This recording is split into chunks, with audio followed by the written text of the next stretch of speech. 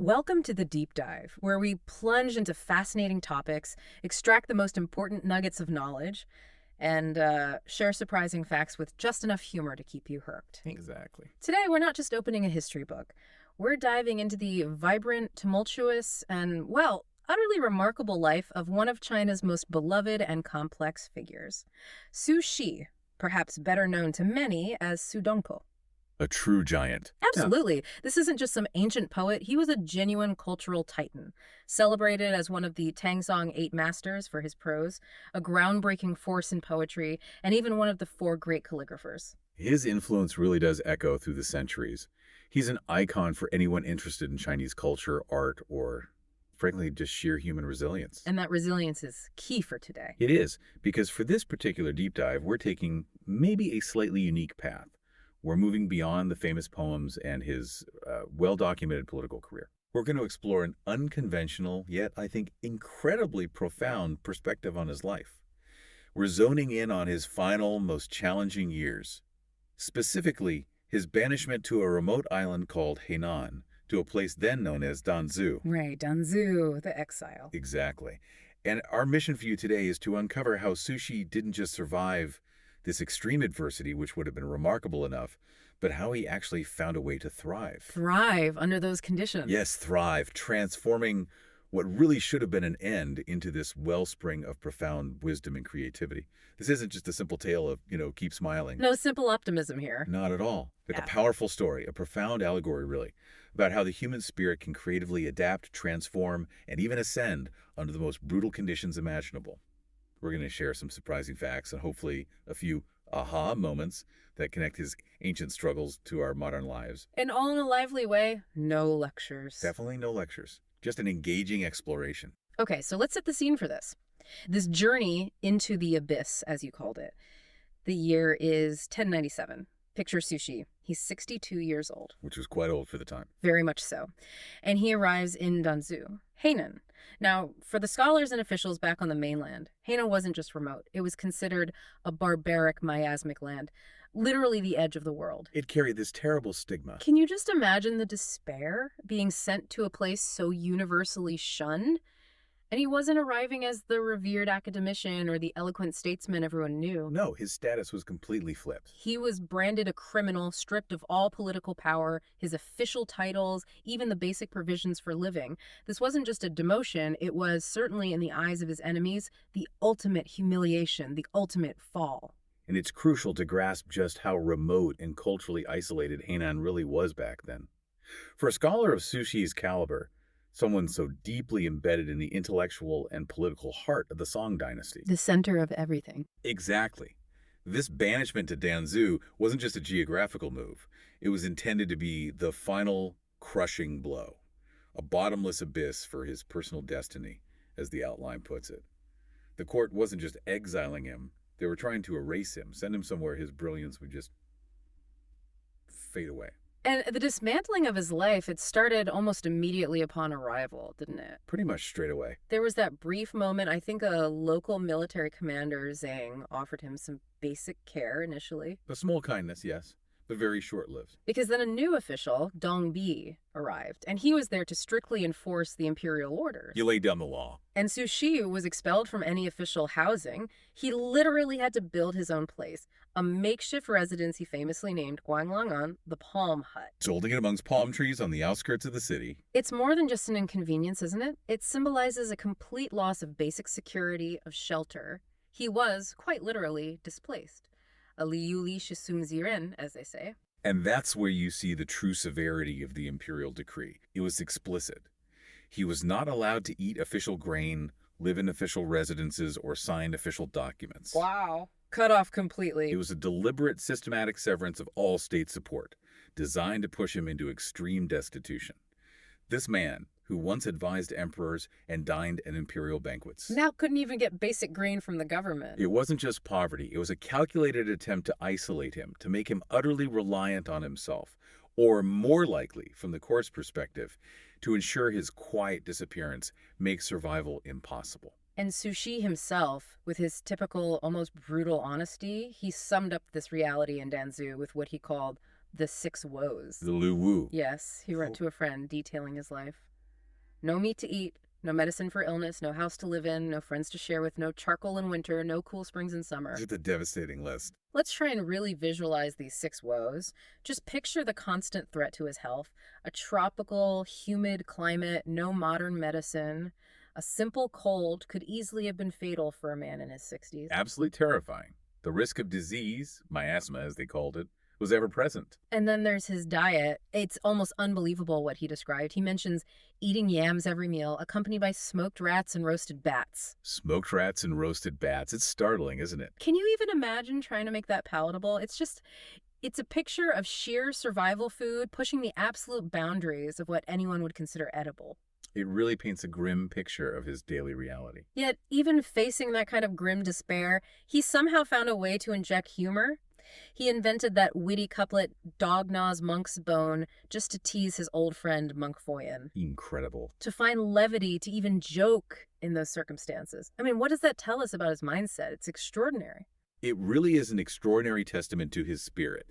And the historical records confirm these weren't just poetic exaggerations. He was genuinely facing what must have felt like the gates of hell. So the humor wasn't denial. I don't think so. It feels more like an active way to process the suffering, almost as if he was refusing to let the despair completely consume him. He was confronting the brutal truth head on, but choosing to respond with ingenuity and, well, wit. Beyond the sheer physical hardships, though, we also see him battling intense psychological demons. He spoke openly about profound loneliness, despair, noting that quiet breeds sorrow. Such a poignant observation. And you have to remember the emotional weight of his departure. His family's crying shook the riverbank as he left. He himself admitted he expected it to be a farewell of death because of the miasma and a disease associated with Hainan. It truly felt like a one-way journey into oblivion for him and for everyone around him. And that fear, that despair, it's completely understandable, isn't it? Oh, absolutely. The fear, the profound isolation, the sense of utter abandonment, it would crush most individuals. Most people just curl up. But this is Sushi. Exactly. And this is precisely where we see the first spark of his incredible transformation. Yeah. It was right there in that seemingly hopeless predicament that Sushi began his critical spiritual metamorphosis. So how did he start? He quickly adjusted his mindset. He found this profound philosophical comfort for himself. He famously asked, essentially, heaven and earth are just a tiny pool of water. 9 provinces are just islands in a great ocean. China itself is just amidst the 4 seas. So who among us isn't living on an island? Wow. That's quite a perspective shift. It's an incredible mental leap, isn't it? He took his geographical isolation, his personal prison, and reimagined it. He saw himself not as uniquely suffering, but as just one tiny island in a vast universal ocean of existence. So it kind of dissolves the personal sting. Precisely. It helped dissolve that intense personal pain, transforming his individual suffering into a kind of cosmic universality. And importantly, this wasn't passive acceptance like, oh, well, this is my fate. No, it was active self-redemption. A conscious shift from passively receiving suffering to actively mastering his perception of it. This clarity and wisdom born directly from despair is absolutely key to understanding the profound spiritual world he would build during this time. He wasn't just coping, he was fundamentally altering his perception of reality itself. You've got it. That's the crucial first step. That profound shift brings us to this really remarkable aspect of his life philosophy. Sui Yuan Feng Kuang. When he finally settled into that simple palm hut, the Guanglangan, facing the reality of no meat, no medicine, he didn't wallow in tragic self-pity. Instead, he adopted this almost playful attitude. Playful's a great word for it. Sui Yuan Feng Kuang translates roughly to embracing circumstances with broad-mindedness, right? But it wasn't passive resignation. It was an active, creative coping strategy. He managed to turn hardship into a kind of adventure. That's a wonderful way to put it. Yeah. I like to think of sushi as a master chef. But instead of ingredients for a meal, life gave him its most bitter ingredients: exile, destitution, isolation. Right. And through his philosophy, through Su Yuan Feng Kuang, he sort of cooked them into these varied spiritual delicacies. He found ways to savor unexpected flavors, even those that initially seemed utterly unpalatable. It's an incredible lesson in resourcefulness, finding joy in the smallest things. And the examples of this culinary creativity and hardship are just delightful. He actually invented a dish, didn't he? Dongpo Yushengeng. That's the one. Picture this. Cooking sweet yam with delicious perch, creating what he called a strange delicacy. Finding something good even there. But it gets wilder. Oh, it does. He even dared to try the local smoked rats and roasted bats, which, let's be honest, sounds pretty horrific to us today. Still does. But then, unbelievably, he claimed to have transformed them into refined dishes. And he humorously told his son not to tell his northern friends about it. Like sharing a fun, slightly naughty secret, right? Not confessing to eating something objectively awful out of desperation. It just shows such an indomitable spirit, finding that angle. It really does. But perhaps the most famous anecdote, the one that perfectly captures the spirit of finding joy in the unexpected, is the story about the oysters. Ah, yes, the oysters, a classic. He discovered the succulent local oysters, was absolutely thrilled, and wrote to his son, and this is a quote from his letter, "Don't let the officials in the capital know, lest they all scramble to move south and seek local posts." Oh, it's brilliant. It's not just about the food, is it? It just reveals his childlike cunning, his genuine love for discovery, even when he had basically nothing. It's so much more than just culinary escapism, though. Sushi turned hunger, illness, and a harsh environment into a source of exploration and enjoyment. Psychologically, what we can deduce is that this was a powerful defense mechanism. By diverting his attention to these sensory pleasures taste, discovery, he could temporarily block out the deep anxiety and fear, find moments of peace and satisfaction, even in extreme scarcity. It was a conscious, creative choice to seek out delight amidst the despair. He also found a way to elevate the mundane, didn't he? Turning everyday activities into profound rituals. Yes, the three joys of exile. The Zeizhou Zanshi. These were simply combing hair in the morning, napping at noon, and washing feet at night. Basic things. But he didn't just do them. He formalized them. He wrote poems and essays about them. Imagine that, taking these simple, repetitive actions and imbuing them with such meaning. Let's picture these rituals. Morning, gently combing his hair, feeling the comb's teeth, listening to that silkworm-like sound he described. A moment of quiet mindfulness. Exactly. Total presence. Noon, napping on a bamboo couch by the window, letting his mind drift, experiencing a state of oneness with nature. Finding peace and rest. And night, soaking his feet in hot water, washing away the day's fatigue, both physically and mentally. These weren't chores for him anymore. No, they were deliberate acts of self-care. Creating a rhythm, a sense of calm in a chaotic world. These were conscious acts to create a sense of control and ritual amidst utter chaos. Regaining some agency. Precisely. By consciously engaging in these simple actions, he was regaining a sense of agency, reaffirming his own existence, even when so much else was beyond his power. And his influence wasn't just personal, he even shared his knowledge. Like the meditation. Yes, teaching the local Lai people turtle breath meditation to help them cope with food shortages. It was practical skills, sure, but it also fostered inner peace and built community resilience, remarkable generosity, even in his own scarcity. So Sui Wanfanghuang was clearly more than just coping. It was a whole worldview. A transcendent worldview, absolutely. When he couldn't change his external circumstances, he fundamentally changed his perspective. He often recalled that earlier epiphany he had in Huangzhou, walking through pine forests, asking himself, what is there here that one cannot rest? That sudden enlightenment. A pivotal moment. And in Denzhou, he went even further with this thinking. He compared himself to a forgotten stone, a patching heaven's leftover stone, lamenting, lofty, filling the void. Other mountains are not as good. You see the stones by the roadside. All are remnants of mending the sky. That analogy, comparing himself to a leftover stone, what's the significance there? It's incredibly insightful. By metaphorically demoting himself from a beaten-down person with all the ego and expectations that entails to an insignificant stone, he shed the burden of dignity, the weight of his former status. And found freedom in that. Exactly. Profound freedom. He stopped asking, why me? And simply accepted, this is my destiny now. And then he actively sought joy and meaning within that destiny. This crucial shift from focusing on human affairs and their inevitable frustrations to embracing natural principles allowed him to appreciate the unique scenery of Hainan with a newfound attachment. Which led him to say, This journey is the most extraordinary of my life. Even the exile. This, I believe, is the very source of his unrestrained magnanimity, that radical acceptance leading to true liberation. Now, Su Dongpo was his brilliant survival strategy, but the true core of his spiritual ascent, what really defined this period in Danzu, was his continuous cultural and academic creation. That's right. The survival part was crucial, but the creation was the transformation. For Su Shi, writing wasn't just passing time or expressing sorrow. It was described as smelting suffering's ore in a furnace to extract spiritual gold.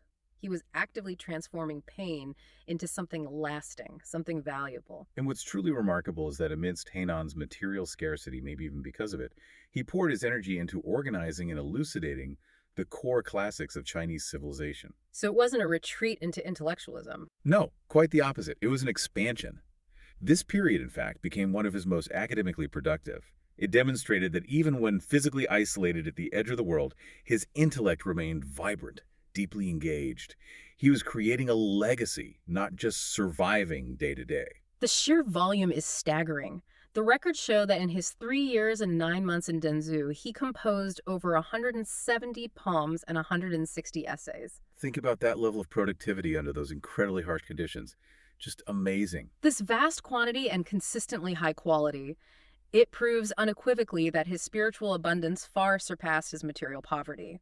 He was creating deeply, incessantly, turning his suffering into masterpieces. And beyond the sheer volume, we have to look at the substance of what he was working on.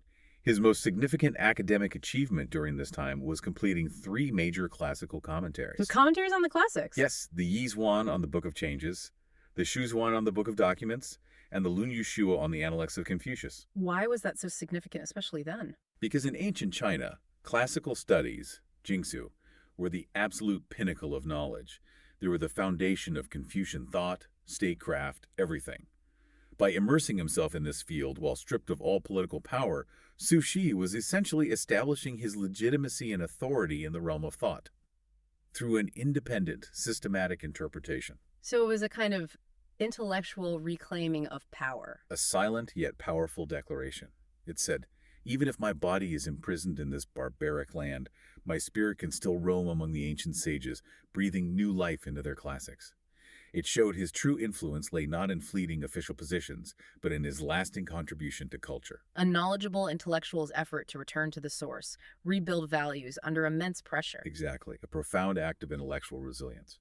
Beyond his own scholarly output, Su Shi made another huge contribution. He became a pioneer of education, bringing enlightenment to the local people in Hainan. A true cultural bridge builder. He founded a school, didn't he? Zaiji Tang, formally enrolling students like the Li Ziyun brothers and Zhang Tangzu from Qingzhou. This was groundbreaking for a region where formal education was almost unheard of. To understand the impact, you need to remember Hainan before Su Shi. It had almost no successful candidates in the imperial exams. It was considered culturally quite backward by mainland standards. So his arrival was like a beacon, truly illuminating this slumbering land. He wasn't just an exile passing through. He became a cultural pioneer, literally planting the seeds of learning and intellectual development that would bear fruit for generations to come. And his influence wasn't just about teaching classics from books, was it? Not at all. He used his immense charisma and practical knowledge to uplift the locals in very tangible ways. He taught young Lai-men practical farming techniques, helping improve their yields. Real-world help. Absolutely. He actively promoted advanced agricultural methods, even writing poems, the Hetao Quanong Lu Shou, to guide locals in digging wells. This solved a long-standing, serious drinking water problem. And he shared medical knowledge, too. Yes, gathering herbs, treating illnesses for the local people. This greatly eased ethnic tensions and fostered real goodwill. He wasn't just a detached scholar. He was a community builder, a public servant in the truest sense, even without an official post. These actions dramatically improved the livelihood and cultural quality of the Lai people, concrete examples of him living his ideals, even in exile. And the most inspiring story from this period, for me, is that of his disciple, Jiang Tongzu. Ah, yes, the student who succeeded. After Su Shi's tutelage, he became the first ever Hainan scholar to pass the prestigious Jinshi examination, a direct, undeniable result of Su Shi's mentorship, a moment of profound pride you can imagine for both of them. And Su Shi's parting poem to Jiang Tongzu, it's incredibly poignant and really prophetic, isn't it? The vast sea never severed the earth's veins. From now on, Kangzhou breaks the virgin ground. Those lines are so powerful. They were both a personal hope for Jiang Tongzu's talent, and this beautiful, broader vision for Hainan's cultural future. He was foretelling that Hainan, once seen as culturally barren, a virgin ground, would soon be connected to the mainland, no longer isolated, but an active part of the Chinese cultural sphere. So his achievements in Danzhou, they really went beyond personal glory. Absolutely. It was a grand feat of cultural pioneering. He poured his life energy into this unfamiliar land and its people, fulfilling his own ideal. May my official skills be like you's, benefiting the South Sea infinitely. This, I think, is the true meaning of his achievements in later life, not bestowed by the imperial court, but earned in the far reaches of exile, through a willing cultural migration and recreation that fundamentally changed a region. We've explored Sushi's extraordinary spiritual realm and how he built it, but it wasn't something he just conjured out of thin air, was it? He drew on different traditions. Right, he was a master synthesizer. He broadly absorbed wisdom from Confucianism, Buddhism, and Taoism, fusing them into his unique life philosophy. And the balance shifted over time. It seems so, especially after the traumatic Yutai poetry case, that brutal political persecution where he nearly lost his life. Chan, or Zen, Buddhism had a particularly profound impact. It became, in many ways, the primary fuel in his spiritual forge, helping him navigate and process that immense suffering. His connections to Buddhism were deep and personal, weren't they? Through friendships. Exceptionally close ties. He counted monks like the respected poet monk Count Liaozi among his friends, and of course the famous monk Foyan, the subject of countless amusing anecdotes. These weren't just casual acquaintances, they were real spiritual friendships, intellectual sparring partners. And even earlier in Hangzhou. During that earlier banishment, yes, he often visited Angguo Temple to meditate and reflect. That period marked a significant shift in his thinking, from deep depression towards that broader mindedness we discussed. And Zen's core ideas resonated with him. Deeply. Zen's tenets of directly pointing to the human mind, seeing one's nature to become Buddha, this emphasis on finding truth and enlightenment in everyday life, not just through complex rituals or scriptures, it clicked with his own insights, especially as he grappled with exile. You can see it in his writing. Beautifully. Think of his famous lines from the Red Cliff Prose. The clear breeze over the river and the bright moon between the mountains is the inexhaustible treasure of the Creator to be enjoyed by you and me. That perfectly captures the Zen idea of experiencing the universe's grandness in the mundane, accessible moments right before us. And in Danzhou, that connection deepened. It seems so. His residence at Jiyu Temple became a place for daily practice. He continued to ponder and truly internalize the meaning of, what is there here that one cannot rest? He wasn't just observing the philosophy, he was actively living it, integrating it. He even sought out other monks. Yes, venturing out incognito sometimes, visiting eminent monks, playfully calling himself the wayer of all abbots, but also respectfully bidding farewell to figures like Elder Bianchi. It shows his earnest, ongoing search for transcendent wisdom. These interactions weren't just solace. They taught him to view the world with a transcendent eye, finding peace even in intractable dilemmas. Those dialogues, full of wit and insight, show him integrating profound philosophy into daily life. Exactly. But his spiritual foundation wasn't solely Buddhist, right? The Confucian core remained strong. Absolutely. The Confucian spirit of, when poor, cultivate oneself, focusing on personal moral development in difficult times, consistently permeated his actions. It was an enduring part of his being, a commitment to integrity and societal responsibility, regardless of his circumstances. We see that commitment to benefiting all under heaven throughout his career. We do. From adopting abandoned infants back in Mizzou, to dredging the West Lake in Hangzhou, and then, as we discussed, establishing education and promoting agriculture in Danzhou. These weren't random acts of kindness, they were expressions of a deeply ingrained Confucian duty. And even his personal discipline. Yes, even in extreme financial hardship in Danzhou, limiting himself to 150 coins daily, he famously hung 30 coins in a string from his roof beam, taking only one each day, admonishing himself to cultivate virtue with contentment, nourish spirit with broadness, save wealth with frugality.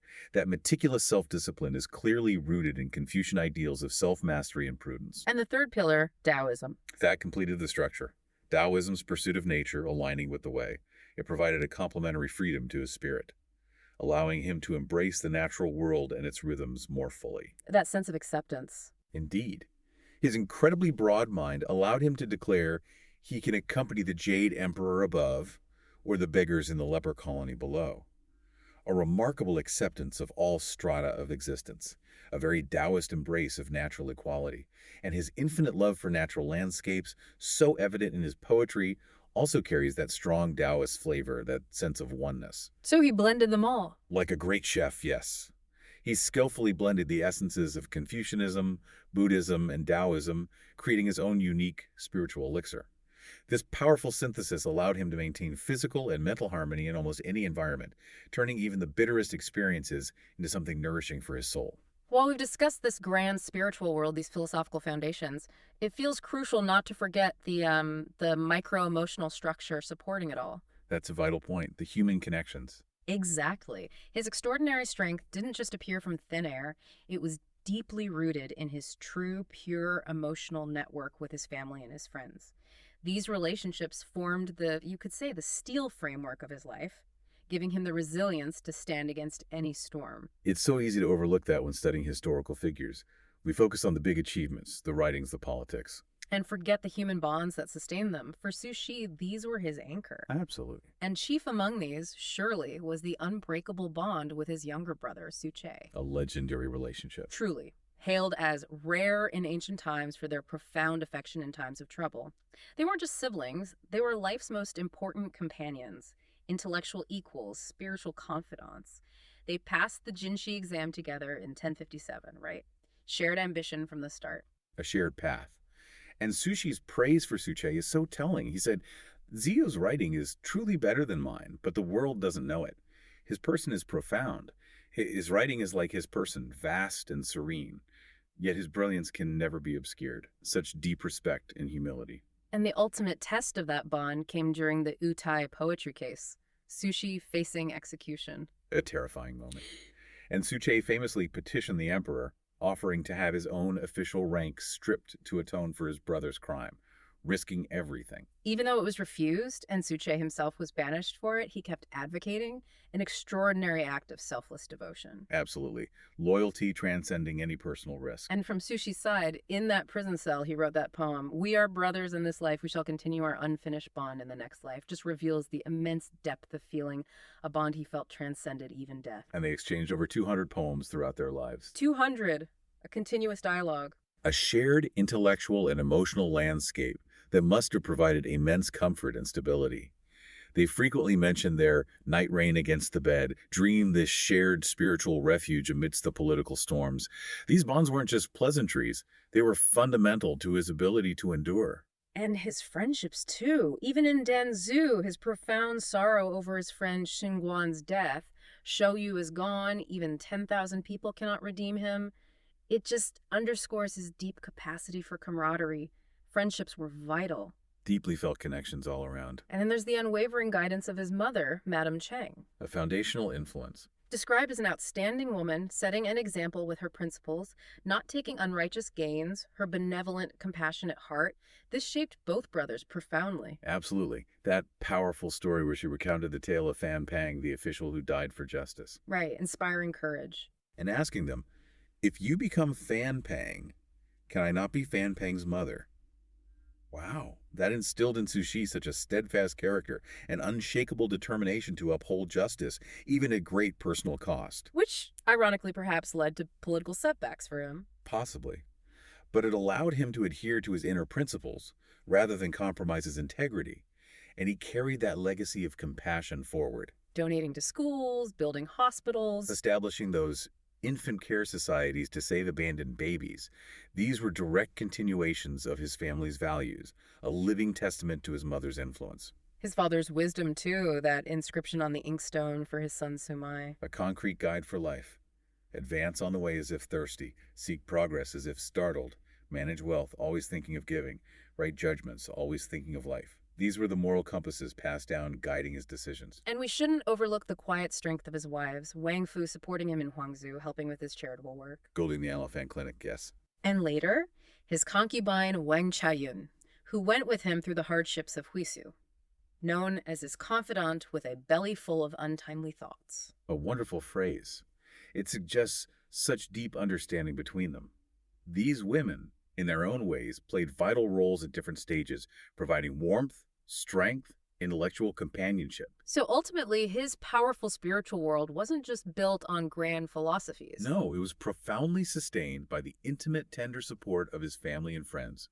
These emotional pillars gave him the strength to return to his inner home, even when facing despair.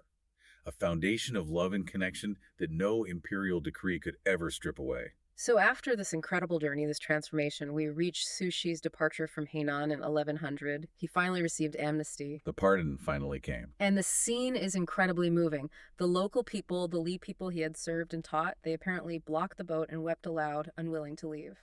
A testament to the deep affection he'd earned. And Su Shi, the seasoned old man, was so profoundly touched he was moved to tears himself. He wrote, "Farewell to the Li people of Hainan," expressing his gratitude, his reluctance to leave. This wasn't just an exile ending. It was leaving a home he'd created, a community he'd genuinely built. That struggle, that spiritual ascent and despair, it all ultimately crystallized into his final, powerful assessment of his own life. The exile, initially the ultimate punishment, had become something entirely different for him, a period of unparalleled growth and achievement. Which brings us to that immortal poem, Self-Portrait at Jinshan Temple, written in 1101, shortly before he died, after seeing a portrait by his friend Li Gonglin. A moment of profound self-reflection. He penned those famous lines, "My mind is like dead ashes, my body like an unmoored boat." And then the declaration, the one we've been building towards, "Ask about my life's achievements, Huangzu." Huangzu, he's Dunzu, the places of his banishment. Now, these lines, especially that final declaration, they've often been interpreted as self-mockery, maybe resignation. Look what my life amounted to, these awful places. But you see it differently. If we reconsider this from our perspective today, focusing on his spiritual recreation in adversity, I think this is clearly a statement brimming with confidence and pride.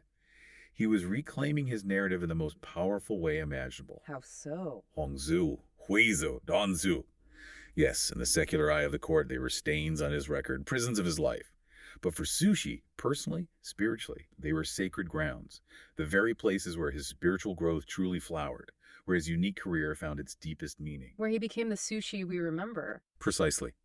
It was in those barren lands, places of ostracism, that he transitioned from a politically disgraced figure to an enduring cultural giant.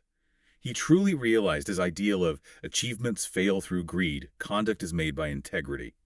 He left behind an immortal cultural legacy that transcended any political office. He didn't just endure those places, he conquered them, not with force, but with spirit, wisdom, creativity. And history's verdict seems to echo that reevaluation, doesn't it? Later generations recognized this multidimensional Su Shi. They did. Scholars like Ding Tuanjing collected anecdotes revealing a more complex figure. Writers like Feng Menglong captured his vivid popular image, showing how deeply he resonated across centuries. And even modern acclaim. It's quite striking. President Xi Jinping has repeatedly cited Su Shi's poetry, even calling him the only Chinese among the world's millennial heroes. That's not just about history. It's recognizing his global cultural impact, his enduring spirit, the timelessness of his resilience. It's also interesting what you said about the official histories maybe missing the mark. Right. Scholars like Yuan Zondao pointed out that official histories, like the Song Shi, focus heavily on his political ups and downs. His brother Su Che's epitaph, while loving, was naturally biased. It took later scholars, diligently gathering scattered materials, anecdotes, letters, to reconstruct the living freely Su Shi, the person behind the official titles. It reminds us to look beyond single narratives. Absolutely. To understand the complexity, the richness of historical figures like Su Shi, you need multiple perspectives. So bringing it all together then. Yep. Su Shi's unconventional story, particularly in Danzu, it gives us this completely new window into his whole personality, his philosophy. It really does. It shows us how he transformed extreme adversity. First, through Sui Wan Fangquang, finding sweetness in bitterness.